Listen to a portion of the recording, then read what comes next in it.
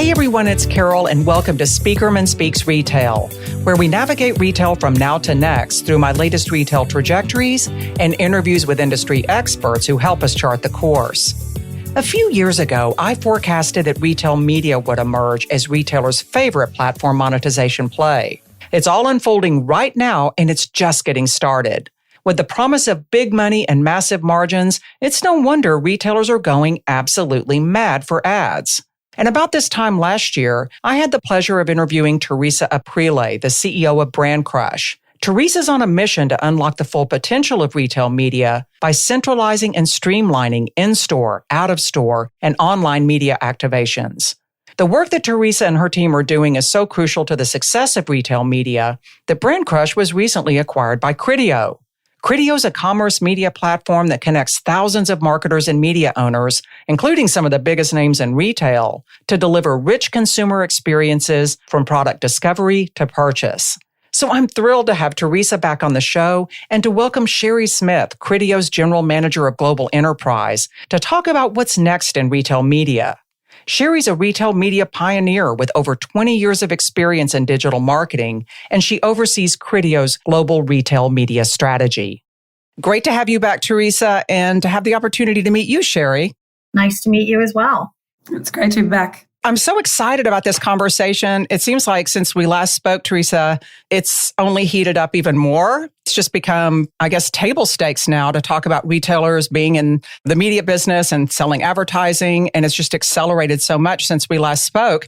So I'd love to kick off, Sherry, by learning more about your career path and your work at Criteo. Well, absolutely. Again, it's very nice to meet you and looking forward to doing this with Teresa because it's been a really great partnership. Just a little bit about me. I have 20 plus years working really in a hybrid space, very similar to what I'm in today, which is in between retailers, brands, and agencies. And I actually started my career on the shopper marketing side of the business. So more of the in-store and out-of-store events, and then moved into more of the direct mail. I did some of that for quite some time. And then about 18 years ago or so, I moved to a company called Triad Retail Media, where we focus specifically on developing retailers' media offerings. So the retail media space, I had worked very, very closely with Walmart at the time and a number of different retailers globally. That was more on the services side of the business and certainly well before retail media took off. It was actually well before Amazon took off. And it's kind of, who got there first really is a question, right? But I think both Walmart and Amazon learned from each other. So it was interesting to be part of that space. I moved to Criteo 3 years ago, and today I lead the global enterprise team. And so what I do in this role is really look at that total strategy for commerce media and our go-to-market and services for those total enterprise solutions. So it's helping very similarly to what I've been doing throughout my career, retailers, marketers and their agencies really think about that potential of media and their first party data and how do they interact with their customers, and really focusing with Criteo on how to shape that future of our commerce media strategy and how do we support our clients as we navigate through the changing landscape. You were taking me on a trip down memory lane when I was hearing about your background, because your background represents the evolution of retail media, really. I know I was really blown away by Teresa's voice in the retail media space and Brandcrush's mission in particular, and taking this very fragmented, confusing business and helping make sense of it and obviously monetize it. But obviously, I'm not alone in being a fan of Teresa's because Criteo bought Brandcrush in March. So congratulations on that. But Sherry, I'd love to know what your perspective is on what drove the acquisition and what Brandcrush brings to the table. Well, absolutely. First of all, you can't really go anywhere and not read about how retail media has become a multi-billion-dollar revenue opportunity for retailers. And more than just the monetization aspect, it helps with things like free shipping and, of course, some of those margins, as consumers are shopping more online versus in store and so on. But, I'd say 3 years ago, retailers really became serious about their retail media strategy. In fact, it was every week almost you'd see a new retailer launching with their retail media solution, right? But now that they've been in for a couple of years and they're really evolving their strategy, they're starting to focus more and more on omni. And what does that look like across the board? And today, many of those retailers, they rely on antiquated processes such as emails and spreadsheets to manage all of that availability and the reporting and the media inventory and so on. And so I met Teresa a little over a year ago, and she was telling me about the Brandcrush solution. This is exactly where the industry is going, and we need to capitalize on this now, because the retailers, they're going to get there quickly as they start to think about really, the first part was getting the digital strategy right and figuring out their data and how do they want to approach that and the analytics, the insights, and so on. But then, of course, it comes to what are they going to be doing with their in-store screens, or how do they think about their email properties or their digital out-of-home? And that's what impressed me so much about Brandcrush, what Teresa and her team were doing, which is really focusing on this purpose-built solution for retail media, whether it's their inventory or their supplier management across their different media channels, and making it more of a self-serve platform, so to speak, for booking all of that shopper media, driving an incremental revenue, really having a way to connect all of those disparate pieces. And so that's what really blew me away. But it was much more than that. I was so impressed with Teresa and the team and the talent and the vision. And it just felt like it would coincide and marry so nicely with what Criteo was doing. And Teresa, I don't know if you want to add to that as well. I think it was just a really natural relationship. People starting to work also in market collaboratively with certain retailers, and we could see that joint vision really seamlessly. So, yeah, it was very natural the first moment I actually met Sherry, and also working with the team more closely across Australia. So this is where retailers are really leaning in towards. They're wanting to really look to empower their entire ecosystem, and that's the opportunity space between the Criteo and Brandcrush platforms. Are there specific advantages that you think the combined entity brings together as sort of a power duo for retailers?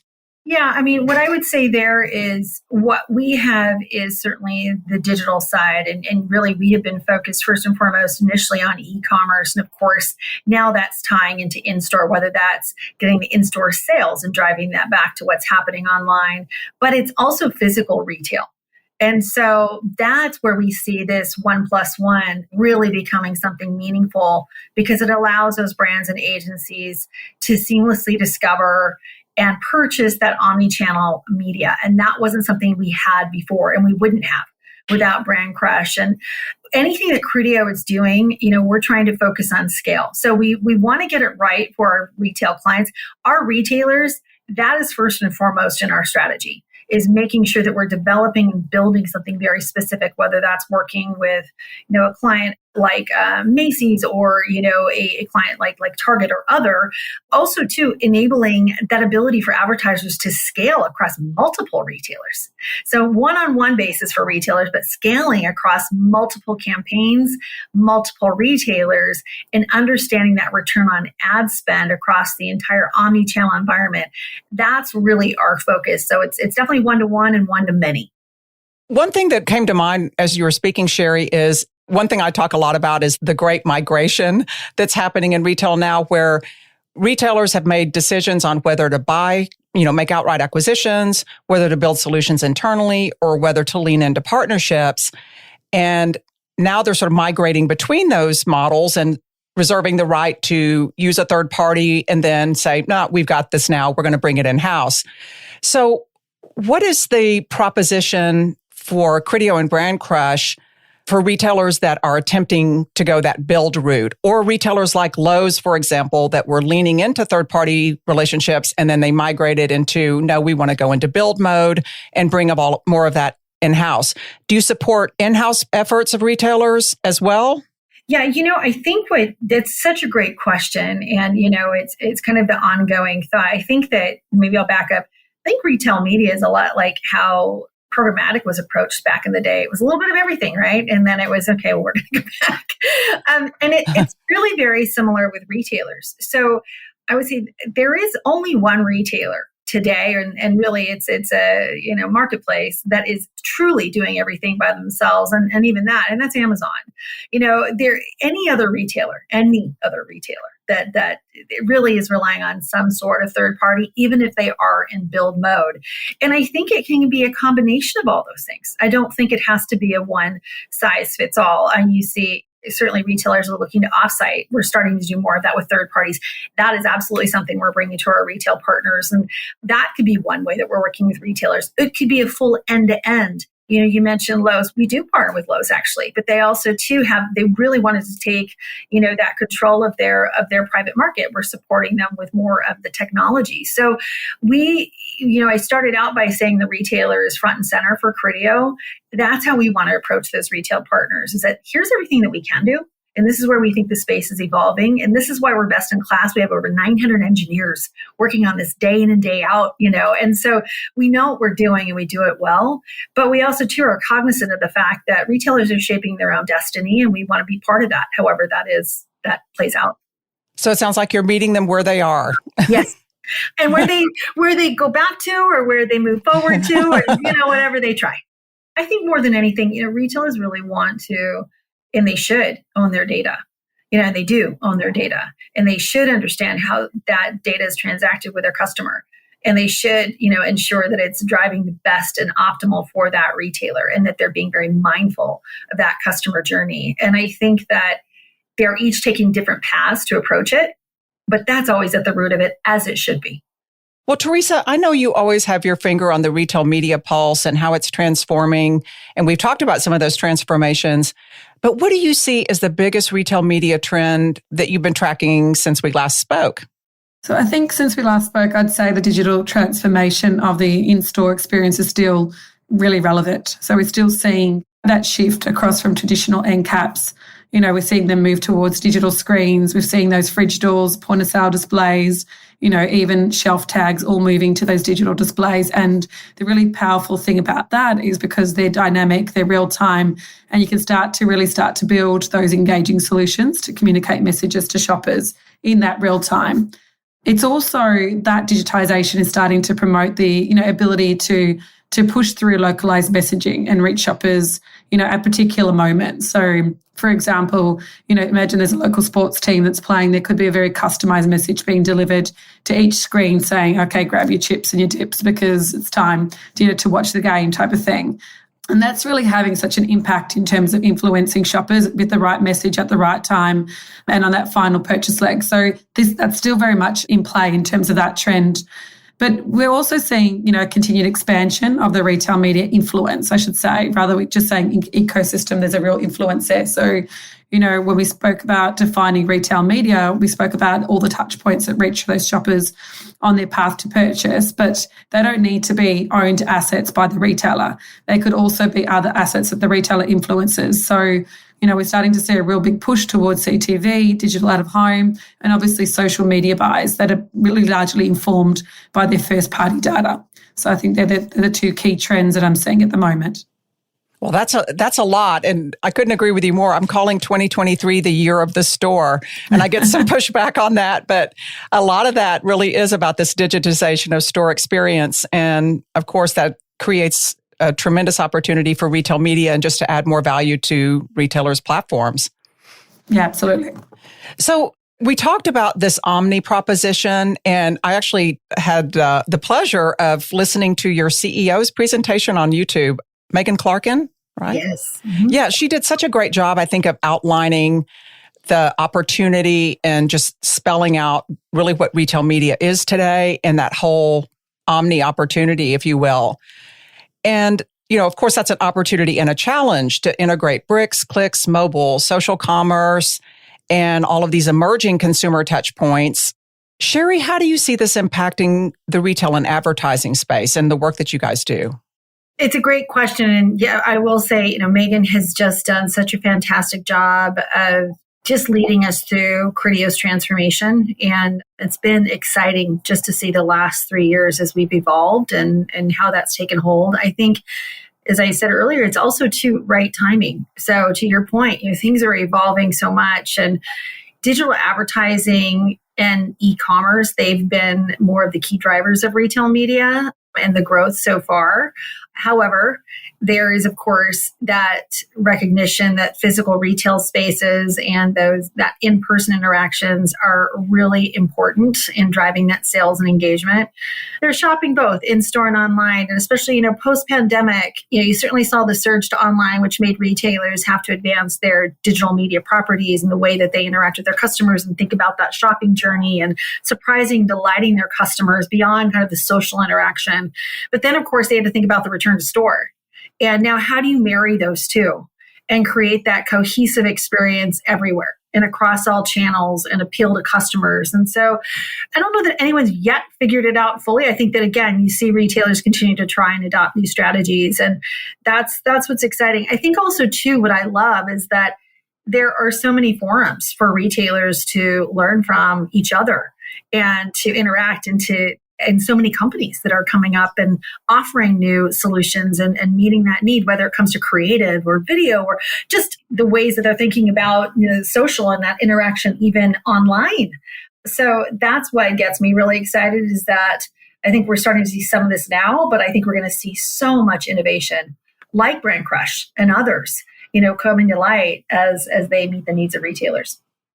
Yeah, absolutely. And of course, the store is part of that. And, Teresa, I'll ask you, you alluded to some of this earlier, sort of what I've been calling the digital rethinking of physical retail and what a transformation that represents. And to Sherry's point, especially post-pandemic, as people go back to stores. What are the other reasons maybe that retailers are specifically taking the in-store opportunity a lot more seriously? Largely, I think it's the numbers that are ahead of them, and also the technology that's supporting them with being able to maximize the opportunity in store. So when you think about the physical stores, they reach really large audiences that are on average 70% larger than the digital audiences for major bricks and mortar retailers. So those numbers can't be disputed. They're sizable. And what technology has enabled these retailers to do is to now monetize those audiences much more easily. And it's also to collect data from that in-store activations has also been a lot more seamless than in the past, when it was actually quite difficult with that one-to-many to be able to see, the impact that those brand dollars are having. What they've recognised also is that those in-store media opportunities are also starting to drive quite, significant engagement for these shoppers. And ultimately, that's what the retailer is concerned about. What is that great shopping experience for these consumers coming in? And is that going to obviously influence them to pick up the product and to go through the checkout? So that's that. The focus is very much around the numbers and the tech that's enabling that. When is it going to hit full force to where you think stores, this next era of digitization within stores, will really gain traction and really be noticeable? Yeah, I think we spoke about it last time in terms of, the maturation of the different retailers and where they're at. And, there are a number of retailers where the in-store experience, they're focusing on kind of their core business and just making sure the layout is right. And the unlocks in terms of media are probably, secondary thought to that. So it really does depend on where the retailer is at in their thinking. And, that's a key point, because obviously within the store experience, there's physical assets that need to be placed, and there's partnerships that need to be had across, what is the actual partner I'm going to use for these digital screens, and then there's multiple partners, and what's the layout that I do there. So we are seeing an evolution of that, and some retailers are far more sophisticated. I definitely see that in the UK. Obviously, Walmart's been doing an amazing job across the board, and Kroger. So I think, you're seeing a variance of maturity. So it's not that easy to answer that question, but I would say that within the next 12 to 18 months, we're going to start to see a number of retailers leaning very much into it and really starting to have a look at how they manage this across the board. Great. What are you partnering with any of these in-store digital companies or? Yeah, we definitely are. I mean, that's really the core, Brandcrush is very much at the core of the retailer's ecosystem. And one of the key things that we focus on is to be able to solve for that fragmentation.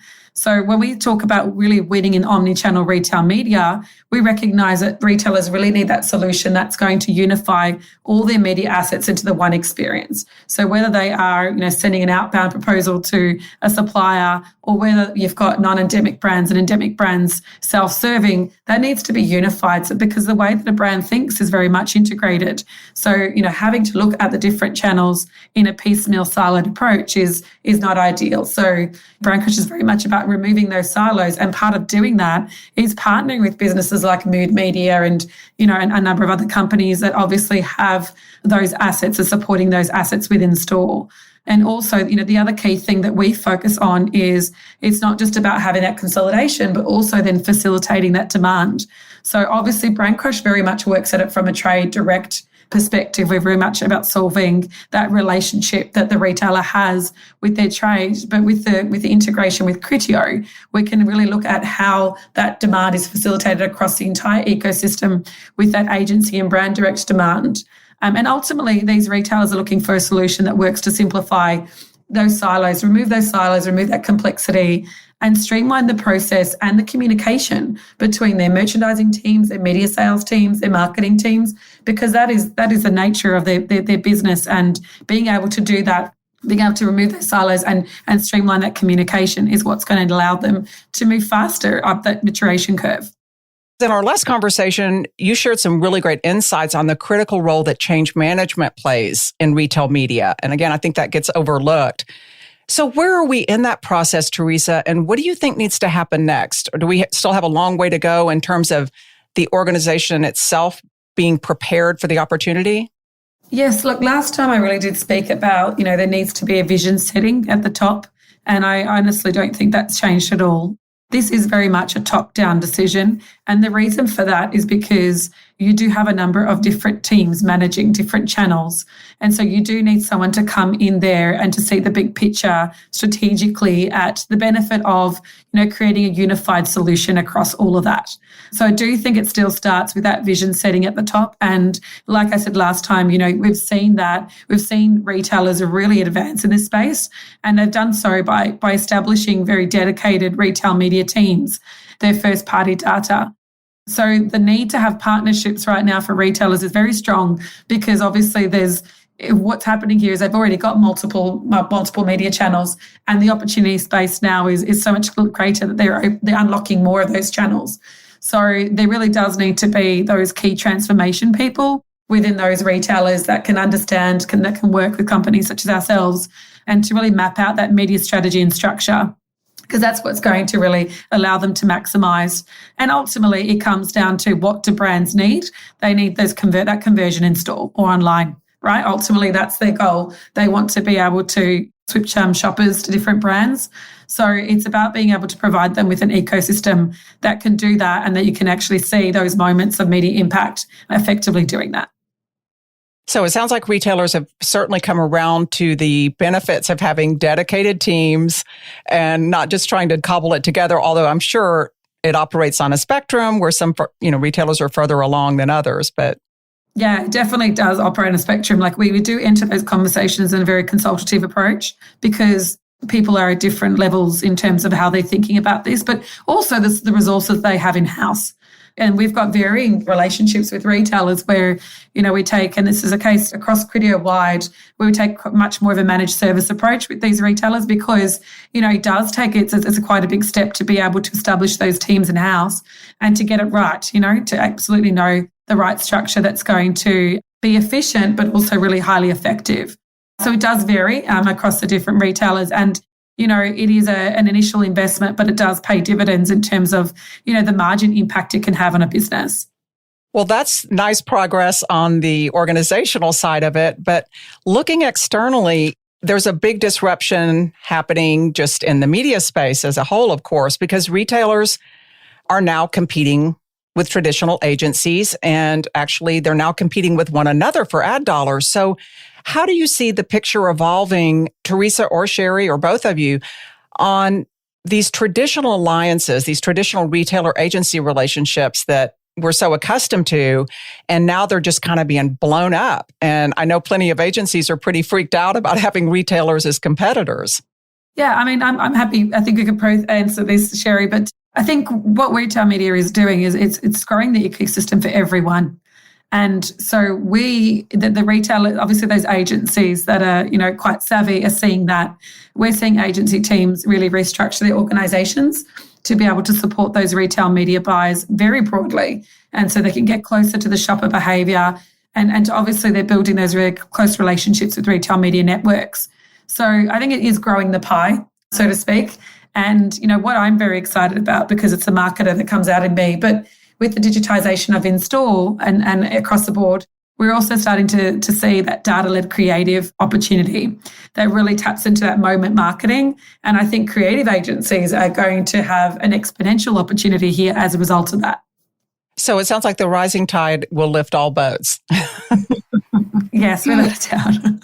Hopefully so. Well, one of the big questions that spins off of that, though, is brands now have some decisions to make because they had these agencies that they've maybe had long-term relationships with. Now they've got retailers saying, hey, don't look outside, go to us. We've got the data. We've got, now with partnerships with Criteo and Brandcrush, we've got the capabilities. What should brands be doing in terms of how they adjust their spend and their processes for media buys in light of all of this? I'm happy to take that one, Teresa. I think that as retailers look to take over more of their retail media strategy, they do have that vested interest in working directly with, especially with what I would say with their largest brands, and that there be their agency partners to develop strategies for both in-store and online. And think about that holistically. So, more and more as you see like JBPs happening with retailers, it's not, I think more and more, you're not going to see just the brand sitting there. I think you're going to see both the brand and the agency sitting there, especially for these largest brands. But in addition to that, I think retailers are fully cognizant of the fact of how agencies work today and their value. They're meant for scale. More than 50% of our revenue comes from agencies, and that has continued to increase as retail media has scaled. So it's not becoming less than, it's actually becoming more. And that's because they have continued to adopt and change to become masters of commerce. They are thinking about how do they structure and help really bridge that gap between retail and media and being bilingual as it relates to being commerce specialists. You see all the time, new commerce leadership being announced within agencies. And so I think they're retooling the way that they look at their business. And I think retailers are also fully aware that there are brands, there are budgets that are dedicated to those retailers, but then there are budgets that are more certainly for awareness plays that they're not going to tap into.